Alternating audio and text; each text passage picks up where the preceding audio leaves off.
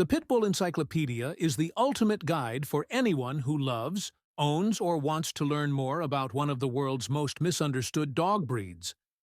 Packed with expert insights, breed history, training tips, health advice, and heartwarming stories, this comprehensive book breaks down the myths and highlights the true nature of pit bulls: loyal, intelligent, and loving companions. Whether you're a first-time owner, a seasoned pit bull enthusiast, or an advocate for the breed, the Pitbull Encyclopedia is your go-to resource for understanding and celebrating these incredible dogs.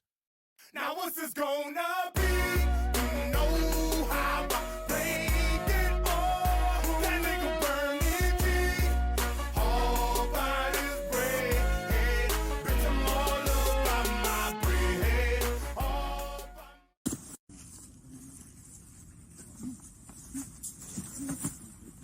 Get out of here. Come on, get out. Come on. Come on. News4Jax has obtained new information that sheds light on a suspected dogfighting investigation involving an alligator. On Monday, News4Jax was the first to report the arrest of Marquis Lamont Williams, 49, of Jacksonville, who was arrested on a long list of criminal charges involving a suspected dogfighting operation at his northwest Jacksonville home. On Thursday morning, News4Jax obtained the arrest report, which listed more specific details about what officers discovered at Williams' home when they executed a search warrant for narcotics, but stumbled upon a suspected dogfighting operation and a 9-foot alligator that was also on the property. According to the report, Williams surrendered himself following a SWAT call-out that ordered him to come out of the home. Williams told officers there were dogs on his property that belonged to a man named Fred, who lives in Georgia. He told officers the dogs were in good health and that he was their caretaker. The arrest report also specifically states that an ongoing investigation before the drug raid revealed that Williams was the only person seen under surveillance who was visiting or occupying the home. When animal control officers were called to the scene to remove the dogs, they confirmed the presence of what appeared to be dogfighting paraphernalia. That paraphernalia included weighted harnesses, ivermectin, which is used to treat parasites, a syringe containing sodium chloride. Sodium chloride can be used to clean dog wounds. Zimecterin. Zimecterin is a horse dewormer that has been proven to be fatal when used on dogs. Heavy chains, a cage with weights inside, burn barrels, 2 raccoons in a trap, multiple bottles of various medications, glass trophy. Further adding to the suspicion of dogfighting were the living conditions of the several dogs found on the property. According to the arrest report, 4 dogs were inside skyboxes, and 2 dogs were tethered by heavy chains that were anchored to a tire axle in the ground. None of the dogs had access to water. According to a veterinarian who's called to the scene, most of the dogs were covered in dried feces and also had skin conditions ranging in severity. One of the dogs could not walk because all 4 of its paws were severely ulcerated with open wounds. Some of the dogs had scarring and healing wounds on their face, cheeks, and forearms. A few of the dogs had head wounds with scabs that still had the presence of discharge from the wounds. All of the dogs were heartworm positive with signs of neglect. The report states the neglect signs included fleas, infections, long nails, dogs covered in feces and dirt. Authorities executed a search warrant on the vacant property across the street from Williams' house, where they discovered 3 more dogs that were being taken care of by Williams.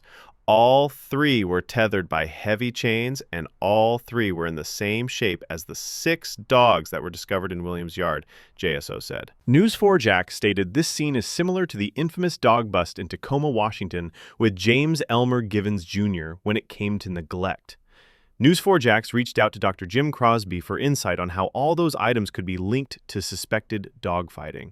Dr. Crosby is a former JSO police officer who is now regarded as one of the nation's leading experts on dogfighting investigations and animal cruelty.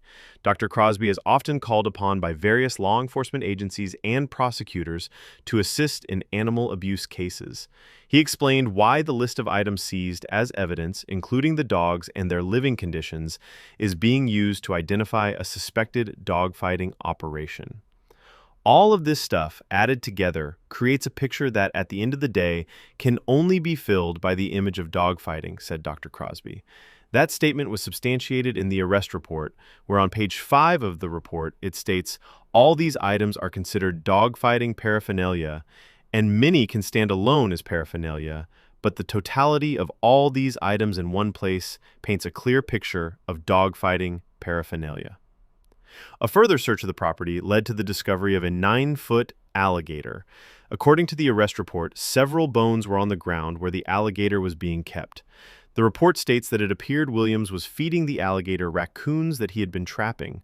An FWC trapper took the alligator to Gainesville for a necropsy after the gator was trapped and killed. Nothing out of the ordinary was discovered inside the alligator. JSO told News4Jax the case is still under investigation when asked if detectives were seeking DNA evidence that may suggest the gator could have been fed something other than raccoons. Dr. Crosby said in all his years of assisting law enforcement in dogfighting cases, he has never come across a case involving an alligator. The reptile's presence raises questions about whether an alligator would be used to get rid of evidence of dogfighting by feeding a dog that lost a fight to an alligator. That's a new twist. It's disturbingly creative. There's no way to know if that's ever happened before because you wouldn't find any evidence of it afterwards. But most of the time, they throw the dead animal into a burn barrel or a pit. The alligator brings it to a new level, and that gives us a new definition of Florida man, Dr. Crosby said. Williams is now a defendant in 2 separate criminal cases that began as a drug investigation. Dr. Crosby said there has always been a link between dogfighting and other crimes, including illegal drug distribution. It's very common to get information on serious crimes and then discover evidence of dogfighting. It's also common for law enforcement to raid a dogfighting operation and find drugs, guns, and stolen property, and even evidence of gambling tied to dogfighting, Dr. Crosby said. Williams is currently facing 9 counts of animal abuse, the free counts of promoting dogfighting, 1 count of illegal possession of an alligator, 1 count of cocaine possession with intent to sell, 1 count of opium possession with intent to sell, 1 count of marijuana with intent to sell, 1 count of possession of paraphernalia for the manufacture or delivery of illegal drugs, 1 count of illegal possession of a firearm by a convicted felon. Williams remains in jail on a $230,000 bond, and his next court date is scheduled for July 1st. The breaking stick law. Anyone that owns any bull-type dog must have at least 1, preferably 2 of these wedges, made and created to open any breed's mouth when biting any undesired object. Having these wedges call breaking sticks on your person when walking your dog or on your property will take the percentages of deaths by bulldog down astronomically. Save the real pit bull. Vote yes to the breaking stick.